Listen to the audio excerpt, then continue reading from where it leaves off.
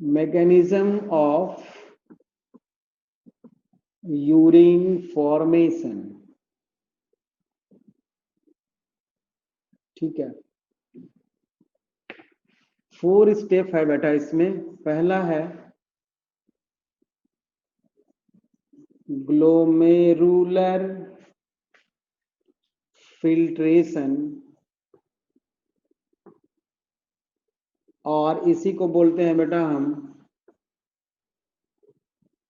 Ultra filtration. ठीक है, second है सेलेक्टिव री एब्जॉर्प्शन। तीसरा है बेटा selective secretion. Selective reabsorption, selective reabsorption को हम ट्यूबुलर रीएब्जॉर्प्शन भी बोल सकते हैं, और सेलेक्टिव सेक्रीशन को ट्यूबुलर सेक्रीशन भी बोल सकते हैं, है ना। ट्यूबुलर सेक्रीशन या ट्यूबुलर रीएब्जॉर्प्शन, मतलब ultra filtration, reabsorption and secretion, ये 3 बात है मेनली। कौन कौन सी? अल्ट्रा फिल्ट्रेशन, ट्यूबुलर रीएब्जॉर्प्शन और ट्यूबुलर सेक्रीशन। उसके बाद जो बचेगा बेटा वो क्या होगा? यूरिन, है ना, एक्सक्रीशन, मतलब कि यूरिन।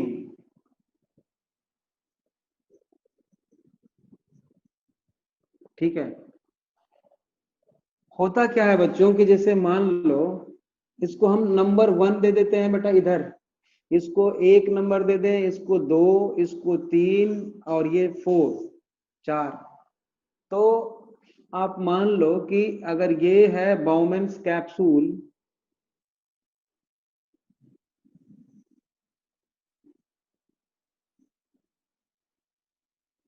ठीक है, इसमें पीसीटी, डीसीटी, हेनले लूप सारे हैं, मान लो ट्यूब है ये पूरी।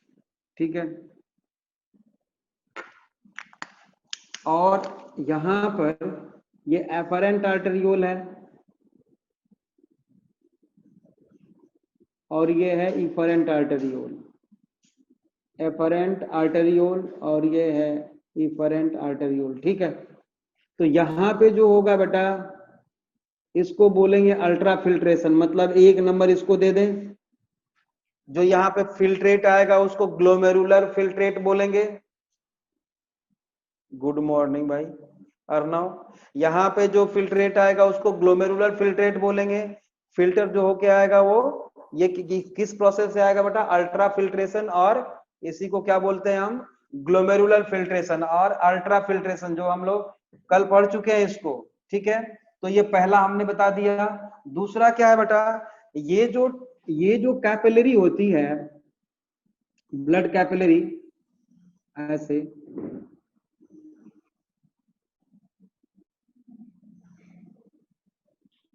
इसकी बहुत सारी फाइन ब्रांचिंग हो गई। पेरी ट्यूबुलर कैपिलरी जानते हो आप, या वासा रेक्टा, ये कैपिलरी है बेटा। ब्लड का फ्लो इस डायरेक्शन में है, देख लो ऐसे है ब्लड का फ्लो। ठीक है, तो अल्ट्रा फिल्ट्रेशन के बाद बहुत सारी बेनिफिशियल कंपोनेंट्स भी ब्लड के, है ना, बहुत सारे कंपोनेंट्स, ग्लूकोज है, अमीनो एसिड्स हैं, बहुत सारे हैं, water, excess amount of water कहाँ पे आ जाता है बेटा? ग्लोमेरुलर फिल्ट्रेट में आ जाता है यहाँ पे। तो उसको रीएब्जॉर्ब होना पड़ेगा ब्लड में। ठीक है, तो ब्लड में रीएब्जॉर्ब होगा, मतलब यहां से यहां पे जाएगा, तो यहां से यहां जाएगा, तो इसको क्या बोलेंगे हम? ट्यूबुलर रीएब्जॉर्प्शन और सेलेक्टिव रीएब्जॉर्प्शन। 2 नंबर मैंने बता दिया। ठीक है, और आयंस का बैलेंस और वाटर का बैलेंस, आयनिक बैलेंस, मतलब कि Na प्लस Ka प्लस, है ना, कार्बोनेट आयन का जो बैलेंस होता है, अगर मान लो ब्लड में ज्यादा हो गया बेटा, तो वापस वो ब्लड में ज्यादा हो गया तो वापस ट्यूबुलर में भेजा जाएगा, ट्यूबुल्स में। तो इसको बोलेंगे हम क्या? Tubular secretion. बात समझ में आई? अगर आयनिक कंसंट्रेशन ब्लड में ज्यादा हो जाएगा बेटा, तो उस आयंस को वापस से ट्यूबुल्स में भेजा जाएगा, जिससे कि वो यूरिन के साथ बाहर निकल सके। तो इसको बोलते हैं सेक्रीशन, मतलब ब्लड से सेक्रीट होके ट्यूबुल्स में आना बेटा, उसको क्या बोलते हैं हम? सेक्रीशन बोलते हैं। 3 नंबर लिख दिया मैंने यहाँ पे, ट्यूबुलर सेक्रीशन। और फाइनली इसके बाद जो यहाँ पे बनेगा वो क्या बनेगा? यूरिन बनेगा। अब इसी सारे स्टेप्स को 1, 2, 3 एंड 4 हमें पढ़ना है। ये बात समझ में आ गई सबको? यहां तक क्लियर है? यहां तक क्लियर हो गया बेटा? वही बताएंगे। तो ये देखो, ये समझ में आपको आ गया यूरिन फॉर्मेशन के मैकेनिज्म बेटा। 3 मेन स्टेप हैं, ultra filtration, reabsorption and secretion. Secretion क्यों होता है बेटा? आयनिक बैलेंस के लिए, ब्लड का पीएच मेंटेन किया जाता है इससे, ठीक है ना। और उसके बाद यूरिन बनेगा। ये 4 पॉइंट्स यहां तक समझ में आया आपको? हाँ या ना, बोलो जल्दी।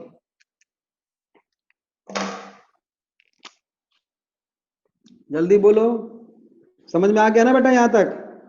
अब पहला हेडिंग दो, ग्लोमेरुलर फिल्ट्रेशन और ultra filtration. Ultra filtration heading दो बच्चों। अल्ट्रा फिल्ट्रेशन कल ही हम लोग पढ़ चुके थे इसको अच्छी तरह से, आज केवल लिखना ही रह गया बाकी। ठीक है, लिखो अल्ट्रा फिल्ट्रेशन में, लिखो blood filtrate through,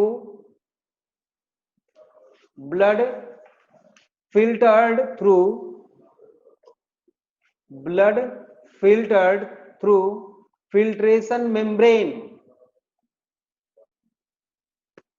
blood filtered through filtration membrane, which contain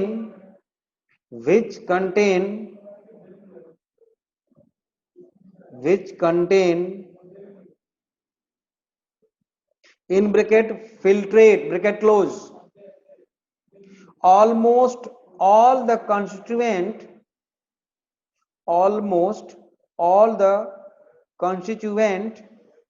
of the plasma मतलब प्लाज्मा के जैसा ही होता है, of the plasma except the sir Assam से स्कूल क्या लिख दिया भाई? फिर से पेस्ट कर सकते हो क्या? जो लिखा था मैंने देखा नहीं,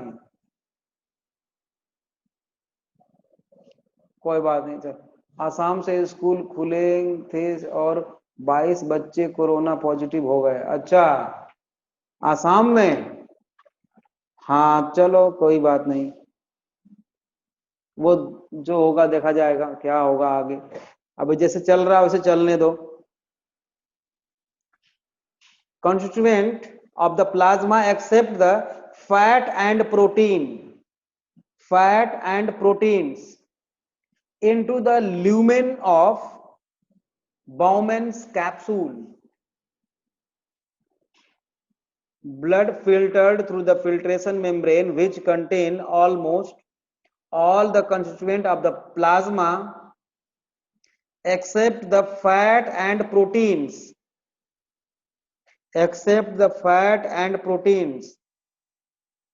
into the lumen of the Bowman capsule.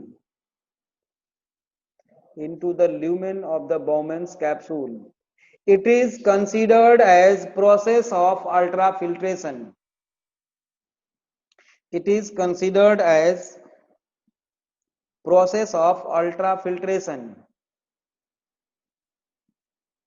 ठीक है, अल्ट्रा फिल्ट्रेशन तक क्लियर है ना सबका? ठीक है,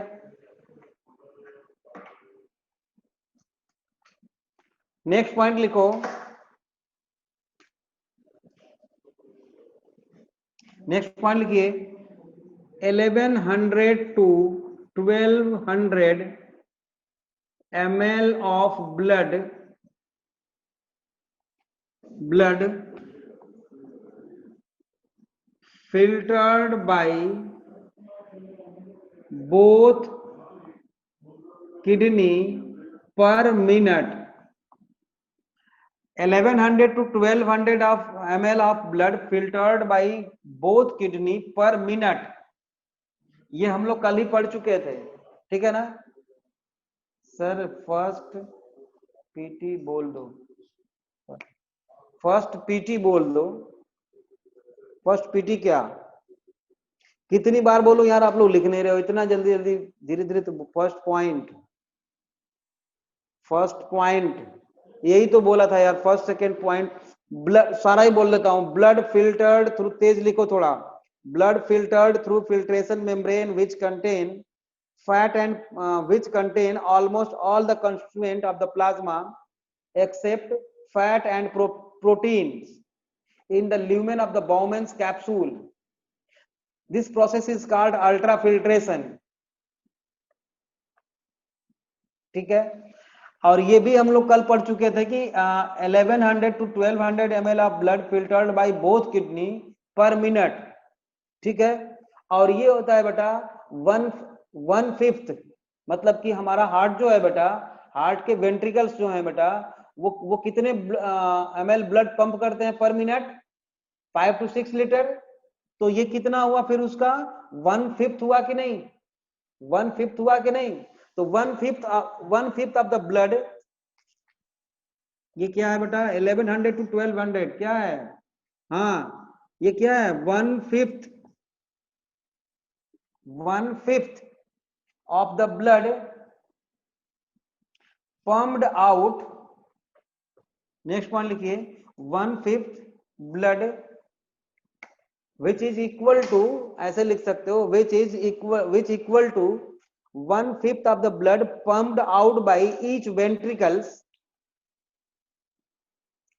1/5 of the blood pumped by each ventricles of the heart per minute, 1 minute। हाँ, तो GFR कितना हो जाएगा? GFR is equal to 125 ml पर मिनट और 180 लीटर्स पर डे। कल पढ़ चुके हैं हम लोग, सारा कुछ खत्म कर चुके हैं, ठीक? समझ में आ गया? क्लियर है यहां तक?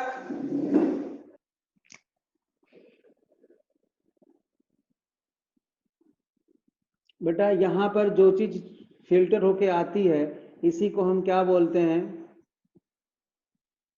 Glomerular filtrate.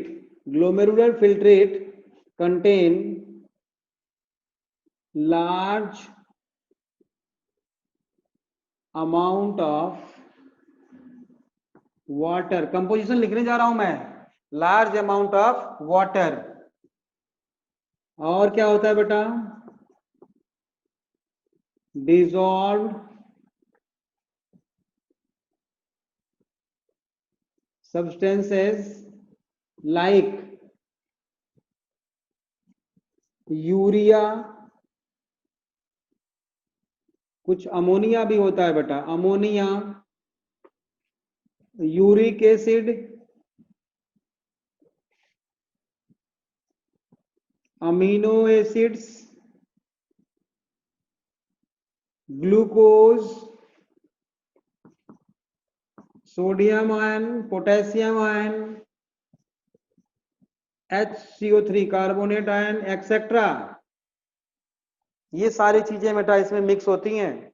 विटामिन भी होता है, विटामिन एक्सेट्रा, इतनी सारी चीजें होती है बेटा फिल्ट्रेट में। इस फिल्ट्रेट में, ग्लोमेरुलर फिल्ट्रेट में इतनी सारी चीजें होती हैं, फिल्ट्रेट होके आ जाती हैं, ठीक है। बाइकार्बोनेट आयन भी होता है। क्लियर है यहां तक?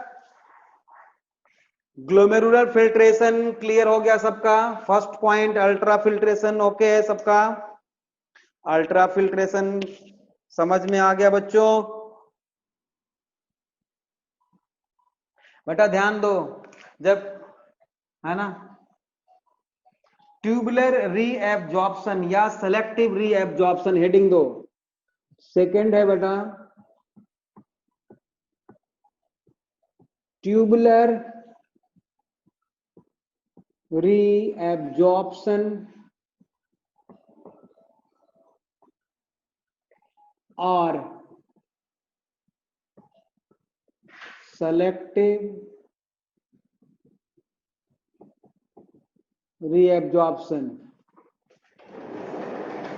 ट्यूबुलर रीएब्जॉर्प्शन या सेलेक्टिव रीएब्जॉर्प्शन में पहला है पीसीटी, प्रॉक्सिमल कन्वोल्यूटेड ट्यूबुल्स, फिर हेनले लूप, फिर डीसीटी, ऐसे वन बाय वन करके देखेंगे हम लोग। तो पहले लिखो क्या, प्रॉक्सिमल कन्वोल्यूटेड ट्यूबुल्स, पीसीटी में एब्जॉर्प्शन क्या क्या होता है। बेटा मान लो ये है बाउमेंस कैप्सूल, ठीक है, और इधर मान लो ब्लड वेसल है, तो इसमें से अगर निकलेगा बाहर तो ब्लड में ही जाएगा, ठीक है। इसमें से बाहर निकलेगा तो कहां जाएगा, ब्लड में जाएगा। यहां पे बेटा large amount of water reabsorb हो जाएगा, H2O वाटर, कितना 70 to 80% of water, 70 to 80% of water reabsorbed in proximal convoluted tubules, from proximal convoluted tubules to blood capillaries, ठीक है। और ये एक्टिवली जाएगा या पैसिवली जाएगा, आप जानते हो कि वाटर का मूवमेंट हमेशा पैसिवली होता है, तो ये पैसिव ट्रांसपोर्ट के थ्रू जाएगा। पैसिव ट्रांसपोर्ट मतलब ऑस्मोसिस, ऑस्मोसिस के थ्रू जाएगा, ठीक है। बाइकार्बोनेट आयन HCO3, ये क्या होता है बेटा, सेलेक्टिव रीएब्जॉर्प्शन होगा इसका। सेलेक्टिव रीएब्जॉर्प्शन मतलब जरूरत पड़ी तो एक्टिव ट्रांसपोर्ट भी होगा, ठीक है। नेक्स्ट ग्लूकोज, जानते हो कि 100% एब्जॉर्ब हो जाता है यहां पे, है ना। Glucose, amino acid, vitamin, hormones, glucose, amino acids, vitamins plus hormones, sorry ये, ठीक है। ये जो हैं जितने भी आए हैं बेटा, ये 100% एब्जॉर्ब होते हैं, मतलब सबके सब, कोई भी ग्लूकोज का एक भी मॉलिक्यूल आगे पीसीटी से आगे नहीं बढ़ेगा, हेनले लूप में नहीं जाएगा। जितना भी ग्लूकोज यहाँ फिल्टर होके आया था बेटा, सारा का सारा ग्लूकोज, अमीनो एसिड, विटामिन और हार्मोन्स जो होंगे बेटा, वो प्रॉक्सिमल कन्वोल्यूटेड ट्यूबुल से ब्लड कैपिलरीज में मूव कर जाएंगे, 100% ऑल। अब देखो यहां पर सोडियम, पोटेशियम और chlorine, sodium ion, potassium ion और क्लोरीन, ठीक है। क्लोरीन तो कुछ ही सम क्लोरीन मॉलिक्यूल, बट ये सोडियम और पोटेशियम जो है बेटा, ये यहां पर 70 to 80% एब्जॉर्ब हो जाएंगे। लेकिन ये सब के सब पैसिवली या एक्टिवली सारे के सारे एब्जॉर्ब किए जाएंगे, यहां से लेके बेटा यहां तक पैसिव या एक्टिव ट्रांसपोर्ट, जो कुछ भी करना पड़े।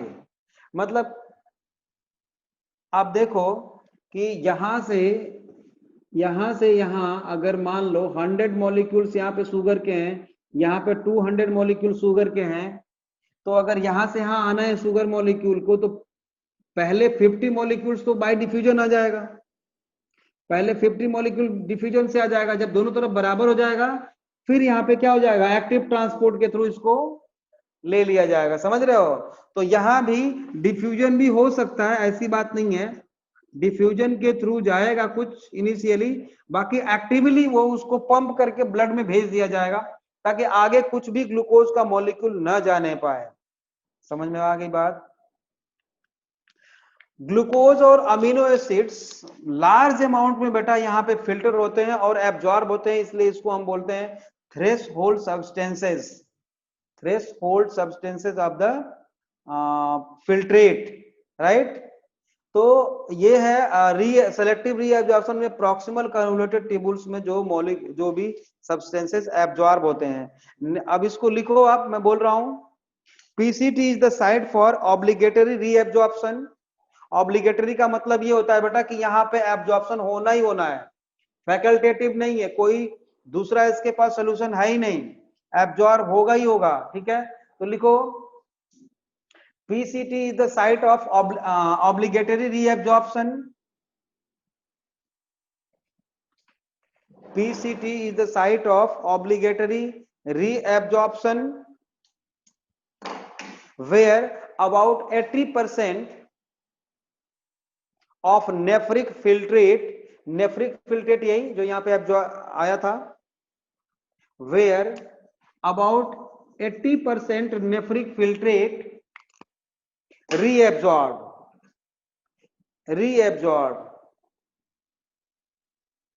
It includes, next point, it includes reabsorption of 70 to 80% of water, 70 to 80% of water, comma 100% glucose and amino acids, 100% glucose and amino acids. Transport अगर केवल एक सेलेक्ट करना हो तो आप एक्टिव ट्रांसपोर्ट को सेलेक्ट करोगे, पैसिव और एक्टिव में एक सेलेक्ट करना हो तो एक्टिव सेलेक्ट करोगे, etcetera, comma 70 to 80% sodium and potassium ion, 70 to 80% of sodium and potassium ion, comma 90% HCO3, 90% HCO3 and some chlorine, next point लिखो, normal blood sugar level, normally random देखा जाए अगर तो लेस देन 100 होना चाहिए ना। चलो ये बात छोड़ो, अभी कब बुलाया कब नहीं बुलाया पहले पढ़ाई कर लो, है ना, वो बाद में देख लेंगे। हाँ बीच में चली गई थी, वो फोन आ गया था, ठीक है बेटा लिखो, normal blood sugar level is 45 to 90 milligram per decilitre of blood, normal blood sugar level is 45 to 95 milligram per deciliter of blood, comma when sugar level increase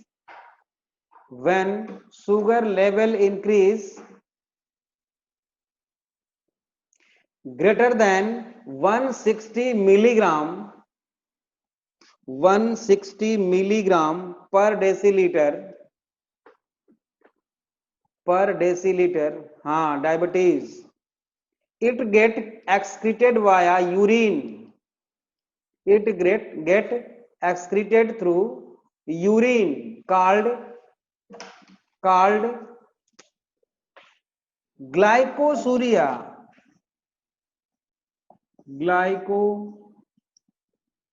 मतलब ग्लूकोज प्लस यूरिया, है ना, glycosuria. Next point लिखो, glucose and amino acids is high threshold substances, glucose and amino acids is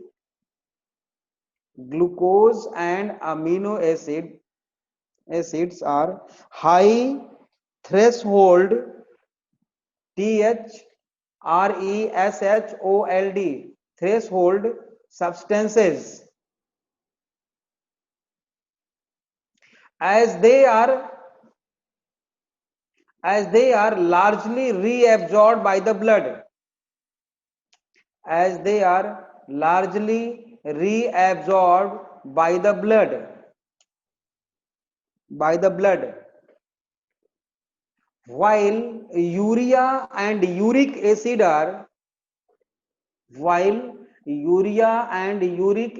are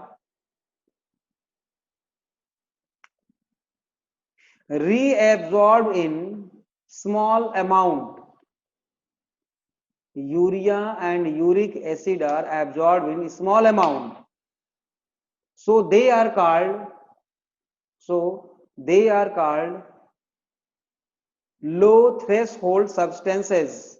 Low threshold substances.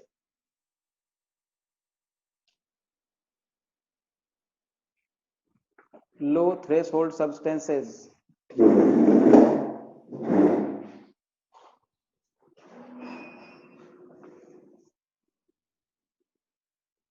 PCT में बेटा reabsorption complete, PCT में reabsorption complete हो गया। ठीक है, अब लिखो आप, क्या लिखोगे? Henle's loop. दूसरा है बेटा हेनलेज लूप। हेनलेज लूप में एब्जॉर्प्शन देखने वाले हैं। ठीक है, इसमें लिखो it play significant role in maintenance of Henle loops play significant role in maintenance of high osmolarity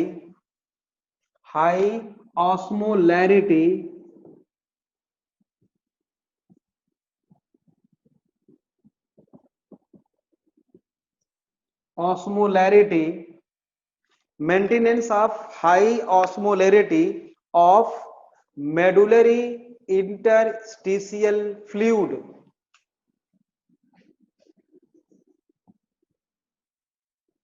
Medullary interstitial fluid। बेटा ऑस्मोलैरिटी का मतलब आप लोगों को पता है? ऑस्मोलैरिटी क्या होती है पता है? पता है कि नहीं पता है? हाँ या ना बोलो।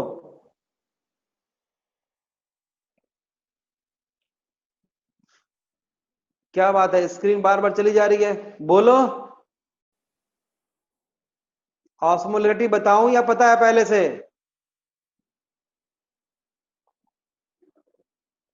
अंकित पता है, नवदीप ठीक है बेटा। तो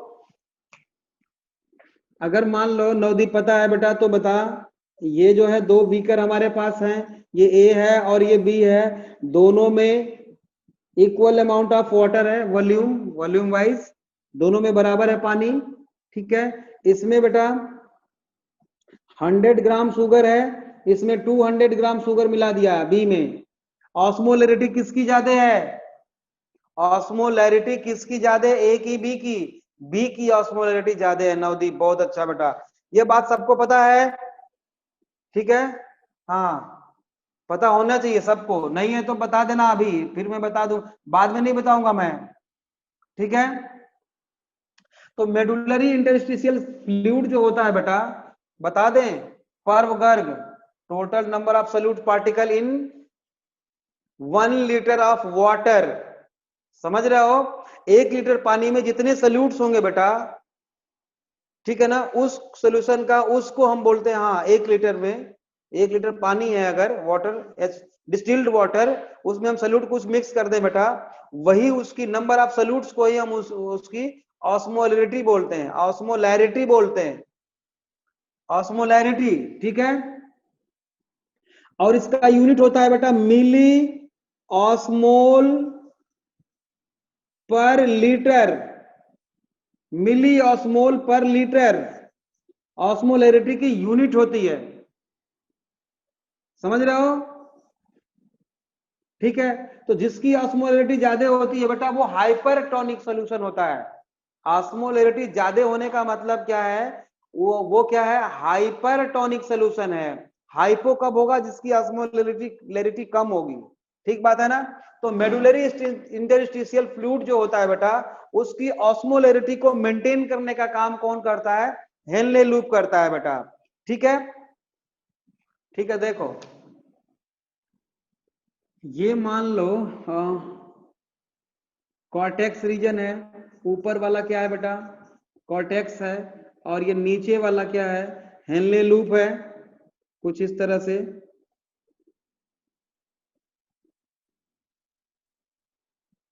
ऐसा, तो ये हम पहले बता चुके हैं कि ये क्या है? Descending limb of Henle loop, descending limb of Henle loop. और ये क्या है? Ascending limb of Henle loop, ठीक है बेटा? ये है descending limb of Henle loop, ये है ascending limb of Henle loop. हम को कल बताए थे कि descending limb of Henle loop is permeable to water only, ठीक है? यहां से वाटर निकल सकता है बेटा। और ये असेंडिंग लिम्ब परमिएबल है केवल इलेक्ट्रोलाइट्स के लिए, जैसे कि NaCl, इससे बाहर आ सकता है। तो डिसेंडिंग लिम्ब क्या है बेटा? परमिएबल टू वाटर ओनली, और ascending limb permeable to electrolytes only, ठीक है? तो यहाँ पे वाटर रिलीज बाहर बाहर आएगा, बाहर आने के बाद कहाँ पे जाएगा बेटा ये? और यहाँ पे बाहर आता ही क्यों है? तभी तो आएगा जब हाइपरटोनिक सॉल्यूशन उसके बाहर होगा। तो ये मेडुलरी, ये मेडुला है बेटा, ये मेडुला है, आप जानते हो। और ये इनर मेडुला है। तो यहाँ पे जैसे जैसे नीचे बढ़ते हैं हम, कंसंट्रेशन मतलब हाइपरटोनिक सॉल्यूशन होता है बेटा, तो यहाँ पे वाटर बाहर निकलेगा। तो यहाँ पे जो ब्लड वेसल्स होंगी यहाँ पे, वो वाटर को एब्जॉर्ब कर लेंगी बेटा। और क्यों एब्जॉर्ब करेंगे? उसको काउंटर करंट मैकेनिज्म में हम लोग देखने वाले हैं, समझ रहे हो? काउंटर करंट मैकेनिज्म में उसको हम लोग देखने वाले हैं, समझ रहे हो? और यहाँ पे ये डीसीटी है, ये डीसीटी, डीसीटी से भी बेटा वाटर बाहर निकलता है और जाता है ब्लड। निकलने का मतलब निकलेगा तो जाएगा कहाँ पे? ब्लड वेसल्स में जाएगा, समझ रहे हो? वो ब्लड वेसल्स में जाएगा, ठीक है? और यहाँ पर सोडियम भी बाहर निकलेगा और कार्बोनेट आयन भी बाहर निकले, लेकिन यहाँ पे जो एब्जॉर्प्शन होता है बेटा, वो कंडीशनल होता है, ऑब्लिगेटरी नहीं होता। फैकल्टेटिव बोल सकते हैं या कंडीशनल रीएब्जॉर्प्शन। ये जो होता है डीसीटी में, कंडीशनल री एब्जॉर्प्शन होता है, मतलब कि अगर जरूरी हुआ तो निकलेगा वाटर, यहाँ से ब्लड से डीसीटी से निकल के ब्लड में जाएगा, नहीं तो नहीं जाएगा, ठीक है? अभी हमने क्या देखा बेटा? केवल एब्जॉर्प्शन देख रहे हैं हम, सेक्रेशन अलग से देखने वाले हैं हम लोग, ट्यूबुलर सेक्रेशन अलग से देखेंगे। अभी केवल सेलेक्टिव री एब्जॉर्प्शन देख रहे हैं। हमने पीसीटी में देख लिया था, glucose, amino acid, water, ions, सारे के सारे एब्जॉर्ब हो गए थे वहां पे, है ना? मतलब 80% री एब्जॉर्प्शन तो हो चुका था। बाकी का अब हम हेनले लूप में देख रहे हैं कि यहाँ पे केवल वाटर एब्जॉर्ब होगा बेटा, और कुछ नहीं। और NaCl का थोड़ा सा बैलेंस बनाया जाता है यहाँ पे, समझ रहे हो? यहाँ पे NaCl इज परमी, आपके एनसीईआरटी में लिखा है कि NaCl यहां से बेटा पंप किया जाता है from tubules Henle loop to blood vessels, ये ब्लड वेसल्स है, बाई एक्टिवली और पैसिवली। या तो एक्टिवली या तो पैसिवली बेटा वो पंप किया जाएगा। बात समझ में आ गई? ये दोनों बात यहाँ पे हो सकती है। तो जैसे ही फिल्ट्रेट आगे बढ़ेगा बेटा, मोर डाइल्यूट होता चला जाएगा। यहाँ पे ज्यादा कंसंट्रेट होगा, आगे बढ़ेगा तो मोर डाइल्यूट होता चला जाएगा। यहां तक समझ में आ गया सबको? मतलब कि हेनले लूप में वाटर का एब्जॉर्प्शन होता है, और क्यों होता है मैंने कल ही इसके बारे में डिस्कस किया था बेटा, कि descending limb of Henle loop is permeable to water only and ascending limb is permeable to electrolytes only. यहां तक समझ में आ गया सबको? यहाँ पे NaCl पंप करके ब्लड में भेजा जाता है बाई एक्टिवली और पैसिवली। तो हेनले लूप में अलग अलग है थोड़ा सा, डिसेंडिंग लिम्ब में वाटर का, असेंडिंग लिम्ब में इलेक्ट्रोलाइट्स का। बात समझ में आ गई आपको?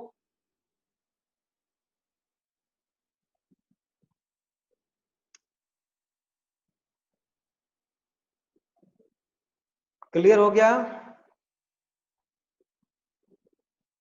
कोई लिख नहीं रहा है अभी? Descending limb is permeable to water but impermeable to electrolytes. Ascending limb permeable to electrolytes but impermeable to water, and this maintain interstitial fluid, concentration of interstitial fluid. Clear है? अब लिखो DCT।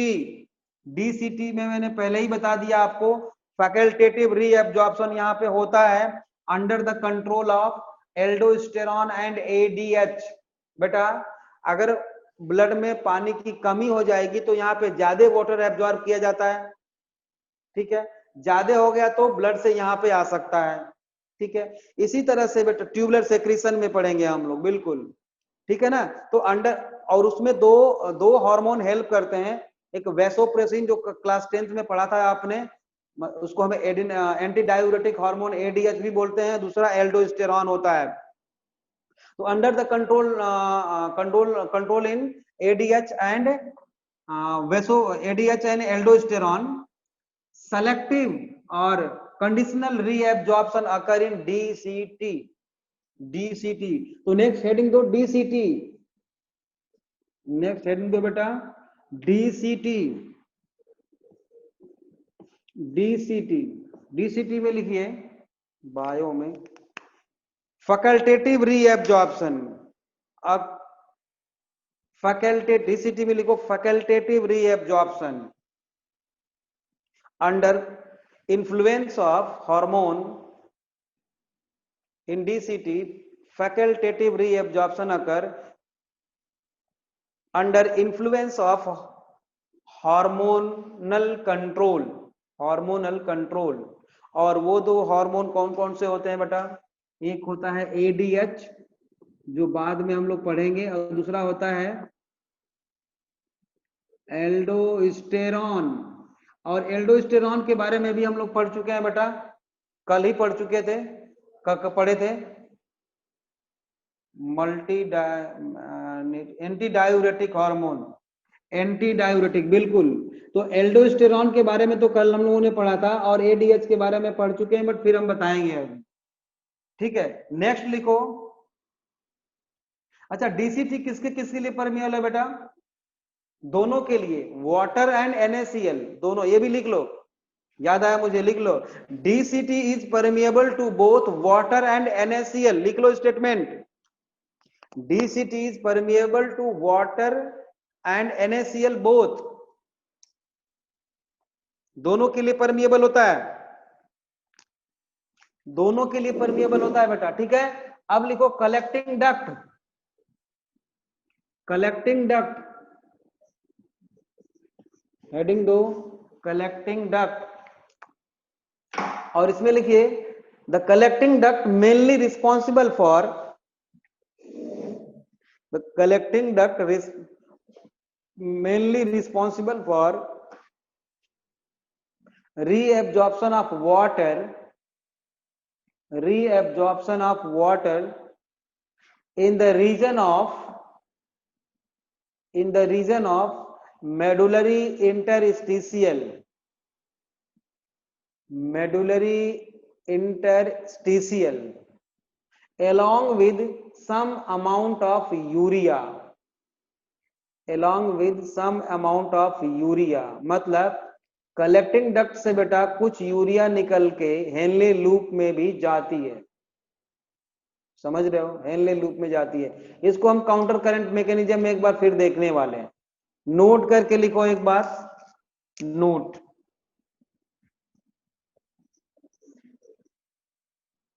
लिखिए the urea reabsorbed in the medullary region, the urea reabsorbed in the medullary region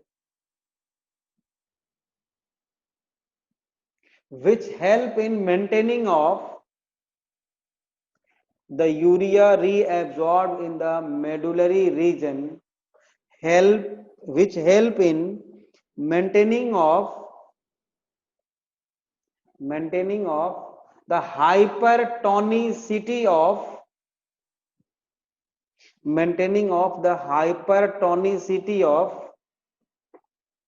medullary interstitial fluid, ठीक है। यहां तक clear है बेटा सबका? बोलो, यहां तक ओके है? सबका क्लियर है यहां तक?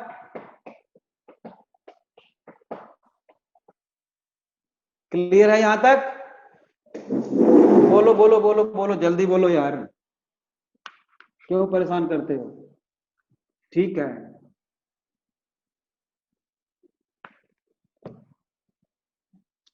अब लिखो ट्यूबुलर सेक्रीशन, ट्यूबुलर रीएब्जॉर्प्शन था ना, अब लिखो tubular secretion, tubular secretion. Third one is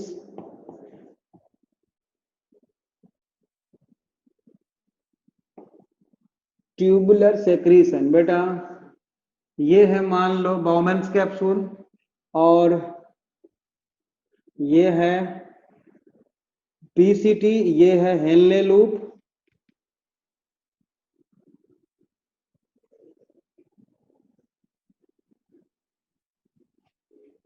ये है कॉर्टेक्स, ये है मेडुला, और ये है डीसीटी, और ये है कलेक्टिंग डक्ट, राइट। यहां पे बेटा तीन चीजें बैलेंस की जाती हैं।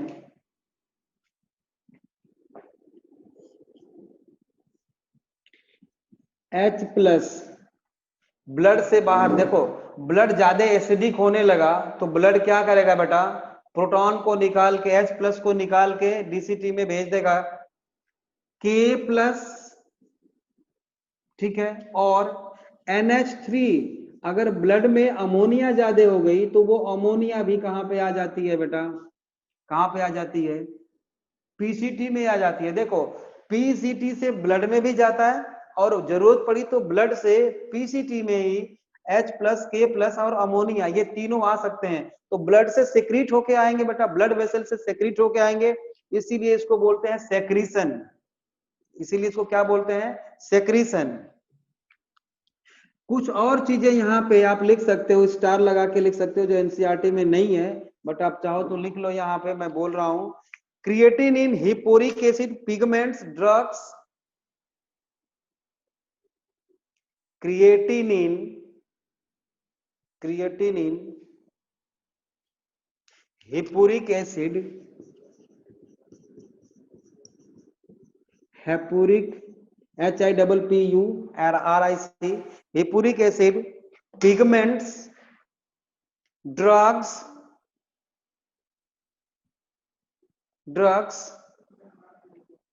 are actively secreted from blood vessels, actively secreted from blood vessels to PCT।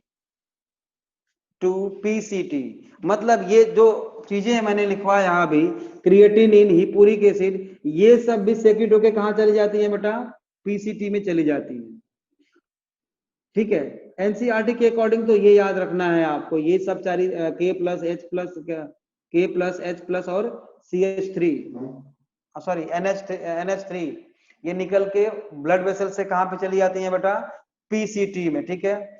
और यहां पर यूरिया, मैंने अभी बताया आपको कि यूरिया भी निकल के आती है और हेनले लूप में इंटर कर जाती है फ्रॉम कलेक्टिंग डक्ट, ठीक है, अभी थोड़ी देर पहले मैंने बताया था। डीसीटी में बेटा यहाँ भी कंडीशनल होता है, कंडीशनल रीएब्जॉर्प्शन होता है और कंडीशनल सेक्रीशन भी होता है बेटा, इन्हीं सब चीजों का यहाँ भी ब्लड वेसल से क्या निकल के आ सकता है, H plus K plus NH3 और एक चीज और HCO3। लेकिन बेटा एक सीआरटी में स्टेटमेंट लिखा हुआ है कि एक्चुअली ब्लड का जो पीएच है वो कौन मेंटेन करता है, नेफ्रॉन का कौन सा पार्ट है जो एक्चुअली ब्लड के पीएच को मेंटेन करता है। तो वैसे तो ये दोनों पार्ट मेंटेन करते हैं, लेकिन दोनों में से किसी एक को सेलेक्ट करना होगा तो आप डीसीटी को सेलेक्ट करोगे एंड कलेक्टिंग डक्ट, डीसीटी और कलेक्टिंग डक्ट को सेलेक्ट करोगे आप पीएच मेंटेन करने में। तो यहाँ पे एक स्टेटमेंट लिखो आप, pH and Na plus K plus balance, pH and Na plus K plus balance in blood maintained by DCT in bracket main role bracket close. मतलब कि ब्लड के पीएच और आयनिक बैलेंस में मेन रोल किसका होता है, ये अगर आपको सेलेक्ट करना है बेटा पूरे नेफ्रॉन में तो आप डीसीटी को सेलेक्ट कर सकते हो।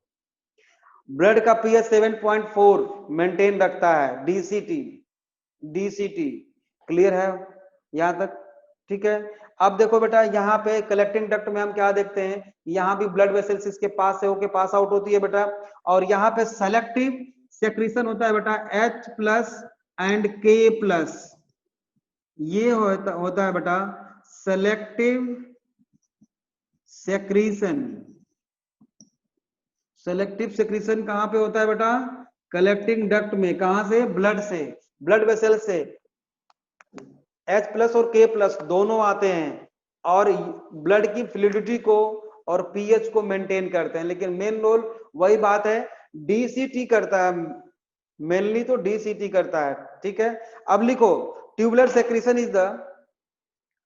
सेक्रीशन अपोजिट है या उसी के डायरेक्शन में है रीएब्जॉर्प्शन के, बोलो अपोजिट है कि नहीं है, अपोजिट है, रीएब्जॉर्प्शन के अपोजिट है ना कि नहीं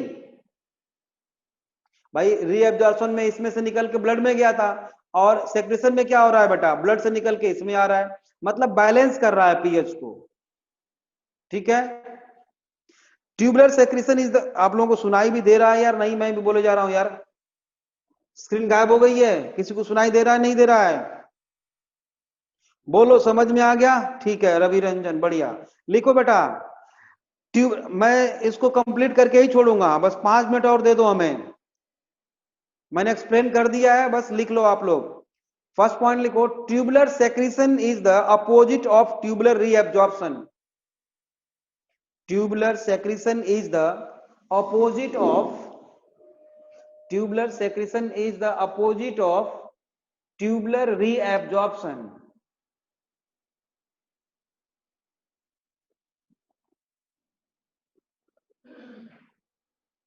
ट्यूबुलर रीएब्जॉर्प्शन, ठीक है। नेक्स्ट पॉइंट लिखो, as only 15 to 20% of plasma is filtered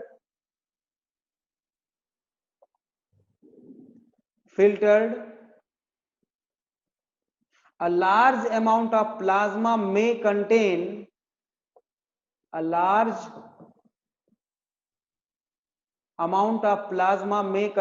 several harmful components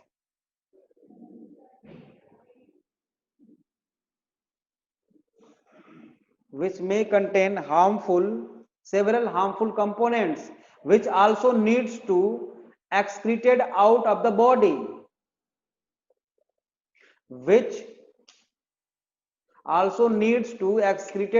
the body, मतलब प्लाज्मा में बहुत सारे ऐसे हार्मफुल कंपोनेंट अभी रह गए हैं जिनको बाहर निकालना बॉडी से बहुत जरूरी है।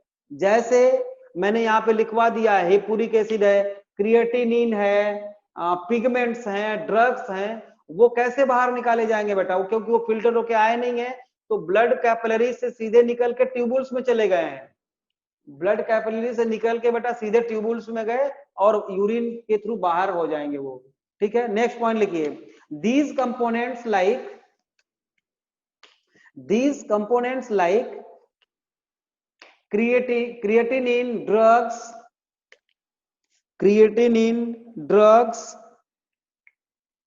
K plus H plus NH3 etc. These components like creatinine drugs, K plus H plus NH3 HCO3 negative etc. are released into the nephron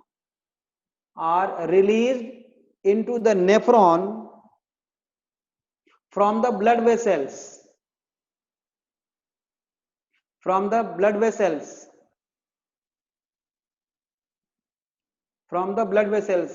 either passively or actively.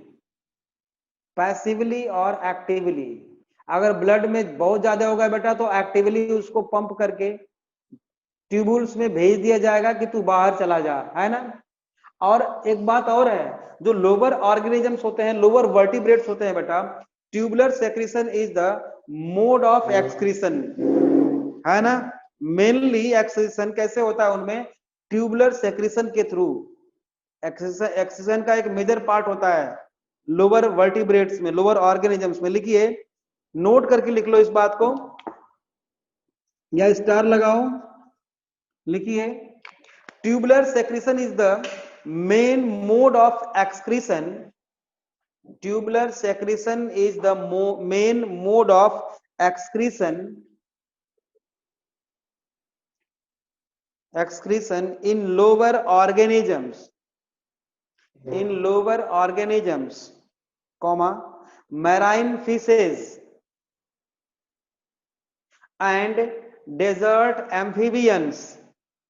Tubular secretion is the main mode of excretion in lower organisms, marine fishes and desert amphibians. In bracket ऐसा क्यों होता है? क्योंकि Bowman's capsule less develop होता है, mesonephric kidney होती है ना, इसलिए। लिखिए, ब्रैकेट में लिख लो, Bowman's capsule less develops because Bowman's capsule less develop. ठीक है, तो ठीक है बेटा, आज के लिए इतना ही।